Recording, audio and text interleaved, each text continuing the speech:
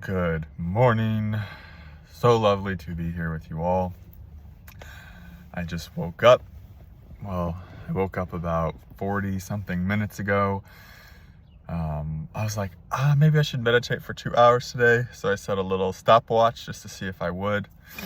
And I made it like 40 minutes and it felt good. And I was like, there's this thing in me that's like, maybe we should start meditating for 2 hours again every day when we start the day. And maybe I will. But today, my heart was really open and I just wanted to kind of be life. Be life in the sense of movement and sharing and just engaging rather than being life in the sense of just being. So yeah, I'm just playing with that idea of doing longer meditations again. They always serve me. You know, I've been meditating so much. It's like I've been trying to meditate my way out of a shame coma. I went into a really hardcore, dense shame coma for,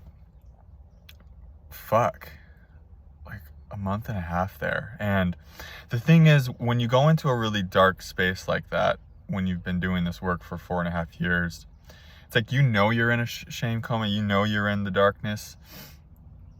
And it still sucks, and it's not fun. It's never fun to be in a fucking dark night. It's never fucking fun, you know? It's never like where your human parts want to be, you know? You want to be, back into the light, like I feel like I am these last few days, a couple days, yesterday and today.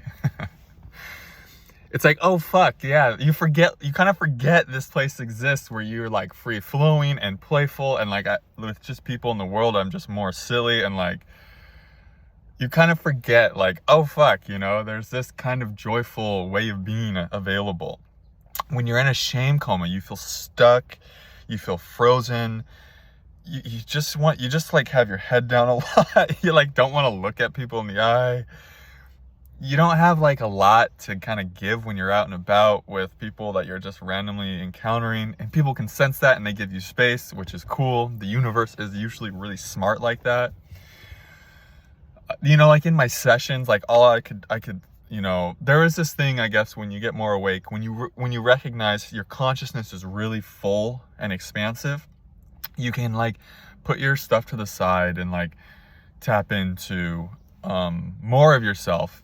And find some liberation from the darkness you're experiencing. Like, you can go more to the absolute realm. You can go more to a spacious awareness at times.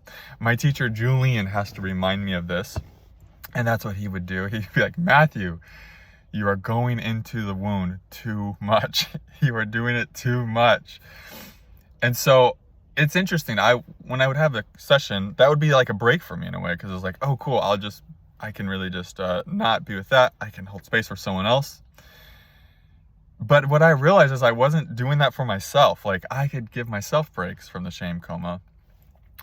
And sometimes we can, and sometimes we just can't. Sometimes we're just immersed in it, and it's just like this, like, bearing down storm cloud on us, right? And it's just so much shame that comes up at once. For me, I fell in love with a woman in wherever in the United States, in the Southwest. I think I may have touched on this a little bit in previous videos, and it was amazing. It was so, like, my heart was already so open when we met. I was like in this very open-hearted space, very kind of blissed out and in love with life. I was so in love with life. So of course I fall in love with someone else. That tends to happen when our heart's open. We just fall in love with people. It doesn't even have to be romantic. Sometimes it can be, like it was in this case for me. But I also was just falling in love with everyone in other ways too, like just platonically. When your heart's open, it's just like, yeah, it's a love affair with life. And I was deep in a love affair with life. It was fucking awesome. Love affairs are great with life and with other people, and they're just great. You know, it's like, that's one of the best, maybe that's probably the best thing about being on planet Earth is love, right? Feeling it, giving it, receiving it. And so I just fell in love with this beautiful woman, nature-oriented, amazing person, great person. And almost want to cry thinking about it, god damn it. And just, you know, when you fall in love with people and you have wounds, they tend to get triggered up to the surface. And so like a lot of my attachment wounds came up. A lot of my inner saboteur stuff came up. A lot of the parts of me that likes to control other people, it's like that wants to control them so much just to make sure I get all the love I need, starts to come up. And in the beginning, it was like such a free and open, non-attached love, right? It was just, it was so free. It was so pure and it was so beautiful. And then as we started progressing, like all these parts of me started coming up, that it was so humbling because I was unaware of how much these parts were still in me and still so alive and still wanting to come up and do their dance, you know? Which is the gift of this connection, is it really illuminated and showed me parts of myself that were once so, that I wasn't, you know, that they were just buried. I didn't even know. I thought I had healed them more than I had. Let's just put it that way. I thought I was more non-attached than I was. And so, you know, these wounds started coming up and they just basically,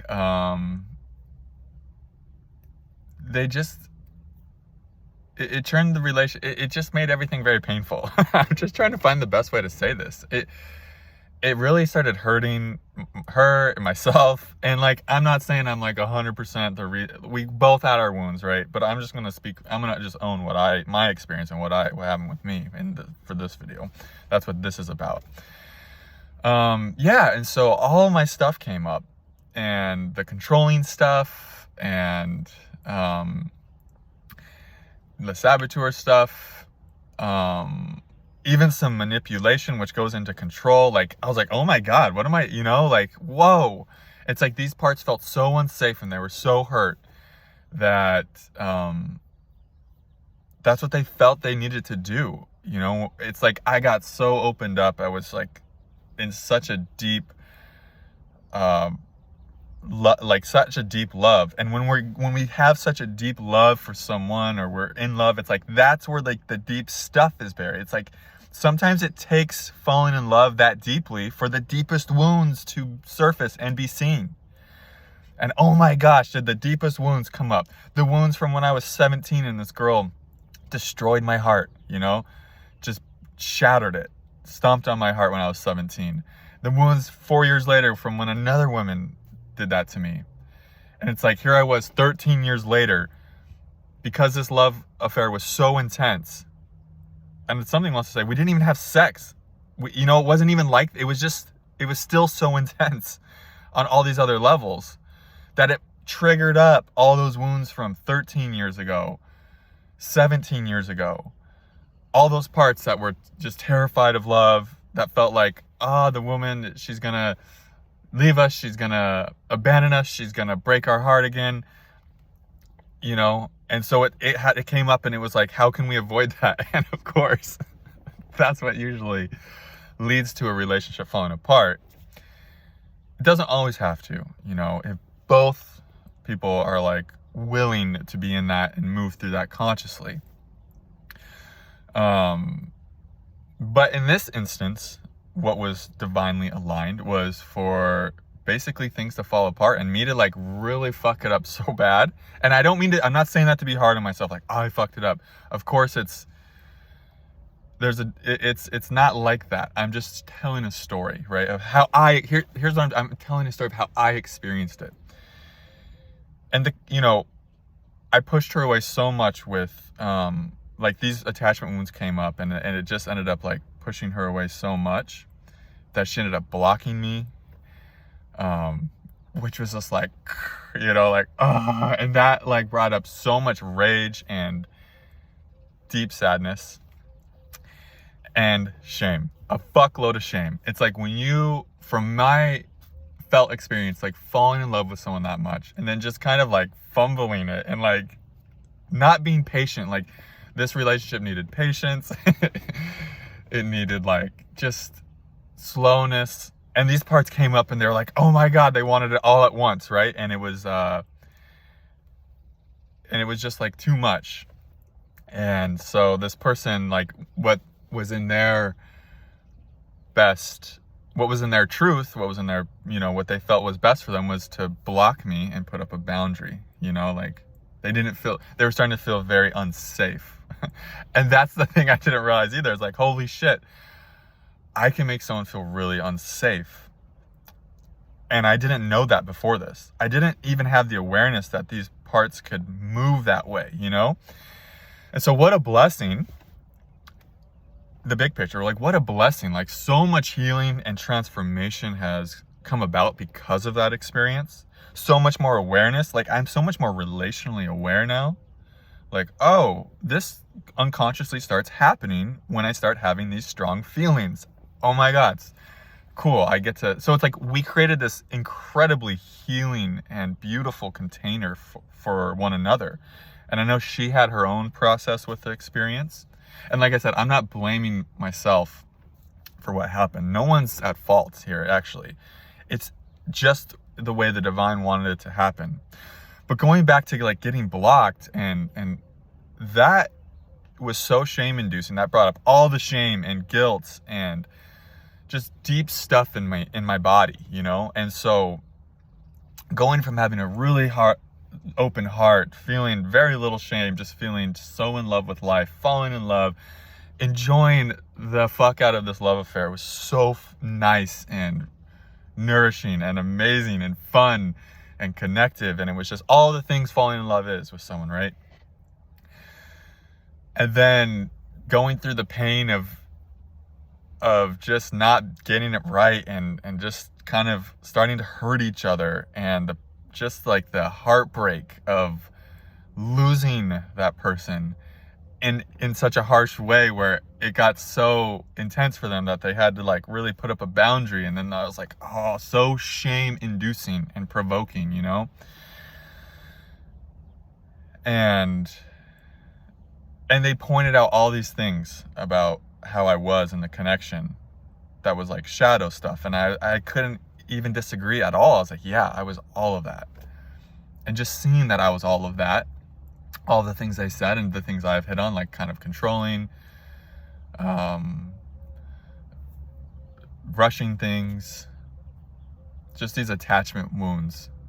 It's like I usually am the anxious avoidant type, and now I got to experience what it's like to be the anxious attached type, right? And the shadow of that and how that moves. And it's like, because I recognize all of that, I just felt so ashamed, you know, like, God. And it wasn't, it couldn't be helped. It was like that shame just came up. And I was being nice to myself, compassionate, seeing that, you know, I'm a human being, seeing that, wow, you really fell in love there. You hadn't fallen in love that deeply in a long time. Of course it's going to trigger stuff. And, you know, I was doing the whole thing of really loving myself and being there for myself, but there was just so much shame. It was such a big cloud. I just was kind of lost in it for a while. And it was so all-consuming. It's hard not to believe shame, you know? And that's what I learned over this last, I think it's been like I don't know, maybe it's only been a few weeks or a month, but it's been a bit. And, you know, you don't realize how deep you're in shadow sometimes until you kind of pop out. And you don't really pop out, you just like eat all of the fucking shadow. You like, your field just digests it. So like all that shame came up, right? And it's like, you don't even know you're in it until it's like been transmuted, and you're like, oh fuck, this is what it's like. And there's still some, I can feel there's still quite a bit that's working through, but you're like, oh fuck, this is what life is like when you're not seen through the filter of the one who's deeply ashamed. Like, this is gonna get really fucking vulnerable. At least it's at the end of the video, so less of you will be watching by the time I say this stuff. It brought up the shame of like, when I was 17, I was really in love with this woman and I cheated on her like all the time. And she finally just got sick of it and left me. And I loved her so much. And when I was 17, I was actually confused. Like, why am I doing this? You know, going back, I can see it was, you know, trauma, you know. And then when I was 21, probably the second love of my life, dude, this was a crazy thing. And I didn't even realize, I didn't even have the willingness to look at this, what I'm about to say, until this thing happened with this other woman. Because I was like, wow, this shame, where is it coming from? I must have had really shameful experiences with women in the past. And I have a lot. But this one is so big. I fell in love with this girl when I was 21, and I was convinced I was going to marry her. And I probably would have. We probably would have had a family. It was like really true and really powerful. And I started to feel like so unworthy of her love. Like something in me was like, you're not good enough for her. That was like I remember that narrative. Like one time I was in a grocery store and I was like so convinced. I even can remember this specifically, that this thought going on, like, she's going to leave you one day because she's going to wake up and realize like you suck. Like you're not worthy. Like I had so much unworthiness in my field. And so something in me was like, there was like this saboteur, like this, and that's, I think, a lot of what happened this last time too. Like that same narrative came up and I got to see it more clearly. There's less of it because I've done so much of this healing work, way less of it, but there's still this core wound of unworthiness, right? And so I had this coming up with her, this woman I fell in love with, and she was just like we were perfect for each other in so many ways at that time, at that young age of 21. We're totally kids. I still got a lot of kid in me now, but we were totally immature, and we were 21, of course. And alcohol was a big part of my life then, our life. And it's just, we were in college, and that's just what it was. And I was drunk one night, and I ended up, I almost don't want to even say this. She walked in on me having sex with someone else. And holy fuck, I buried the fuck out of that experience. It was horrifying. It was terrible. It was the worst. It was the worst. It was the worst. I'm feeling a lot of the shame of that experience right now. I could see my body trying to go around it and let's not say that, but it's like, and what happened is we even tried to get back together after that. And of course that did not work. And I essentially just buried all of that shame. I couldn't even look at that experience. I couldn't look at it until I was in a bookstore the other day reading about vision. Cause I've been having this thing where I'm like trying to heal my vision, not wearing glasses. And the author said, we tend to lose our vision when there's an experience in our past we don't want to look at. And she said, go look at 2 years before you started wearing glasses. Is there something that happened that you haven't been willing to see within yourself, that you haven't been willing to look at? And I started wearing glasses at 23. And I did the math. I was like, 2 years before, did something happen that haven't really fully digested? It's like, oh my God, yeah. This experience with this woman, I'm getting chills right now. Because it's like spirit saying, yeah, that was big. And that shame from that experience, because I didn't know how to digest it or process it I didn't even understand why I was doing that. Like, I was so confused and perplexed. Like, I loved that woman. I wanted to legitimately marry her and have a family. That's what it felt. It felt real in my body at 21, truly. I didn't even know why I did it. I didn't understand trauma, or I didn't understand anything, relational wounds. And so that was something that, because of this last love affair and how it played out and all the shame it induced, I had to trace this shame back, because I was like, this shame has to be older than this connection. It was like, it felt so deep and so powerful and so big. I was like, it can't just be because of this one love affair, And I traced it back to when I was 21 and that huge event in my psyche. And I was like, fuck, that was so big. I couldn't digest it. I couldn't emotionally process it. I wasn't aware enough to go out and get a therapist, which would have been exactly what I needed. I was just like, crammed it down, like, I'm just going to go forward without processing this. And that was huge. And like this shame has been living in my body, governing me. That shame, that root or from the core wound of unworthiness. And so that's been one of the gifts of this connection that went awry, that having her block me was like, triggered that. And then I traced it back to when I was 17 and how I was unfaithful and lied and all these things. And I was like, wow, I got to meet all this stuff, like this shame that's been really buried in my body. And so that's what I've been going through, and I've alchemized a lot of it, been with a lot of it, worked with healers, went to retreats. I mean, and you know what I can say to end this video, it's gotten long, as they all have. I've had a lot of energy that's been wanted to come through.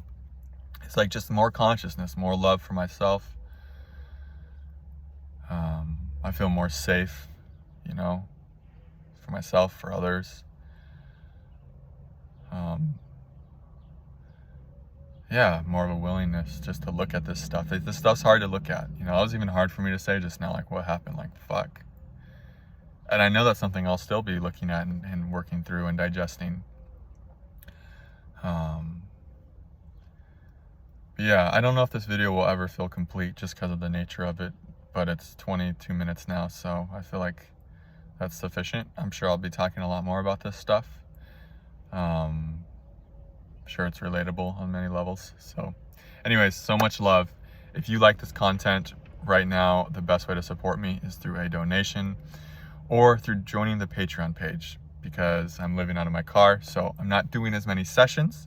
So if this is helping you and you want to give, if that feels good to you and feels guided and inspired, I will leave links to leave a donation, a one-time donation, or a link to join the Patreon page in the description box. And it is so appreciated. And yeah, it just means a lot to me. And just thank you all for being here. I hope that this channel provides you support. I appreciate your comments. It's really cool to read those. It's fun to engage with you guys in that way as well. Otherwise, I'll see you in the next video. Namaste.